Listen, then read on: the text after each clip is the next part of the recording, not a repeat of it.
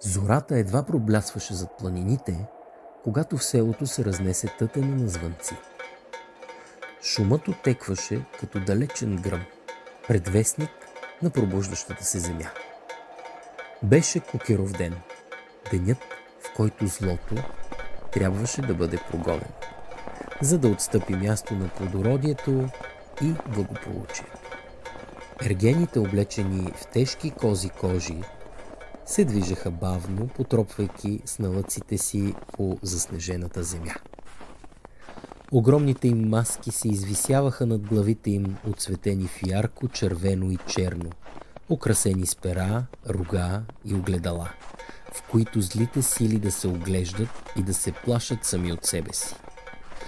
Всеки кукер носеше звънци на пояса си, чието дрънчене разкъсваше тишината на зимния ден. В центъра на мегдана главният кукер застана пред ралото. До него булката, мъж, преоблечен като жена, шумно се смееше, а бабата припяваше старинни благословии.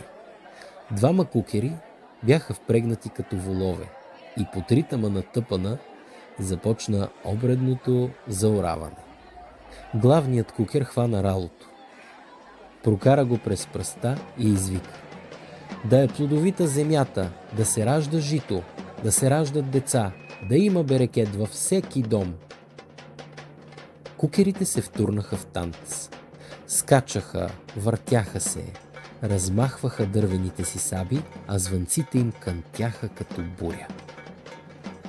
Те обикаляха къщите, гонеха злото от всеки двор, благославяха стопаните и разиграваха сцени, изпълнени с символика: сватба, раждане, смърт и възкресение.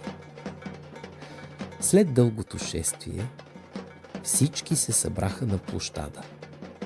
Там ги очакваше софра, отрупана с топли краваи, бъклица с вино и глинени гарнета с печено месо. Старите хора ги посрещаха с усмивка. Знаеха, че когато кукерите танцуват, годината ще бъде плодородна. Когато нощта настъпи, огньовете още горяха, а над селото се носеха звуците на гайди, хлопки и човешки смях. В този ден светът на живите и мъртвите се бе преплел, но кукерите бяха изпълнили своя дълг. Злото бе прогонено, а животът съхранен. Проект "Заедно в традицията" се изпълнява от Сдружение Мост с финансовата подкрепа на Национална програма за изпълнение на младежки дейности по член 10А от Закона за хазарта 2023-2025 година. Ключова област 1 – младежки дейности и младежка работа към Министерство на младежта и спорта.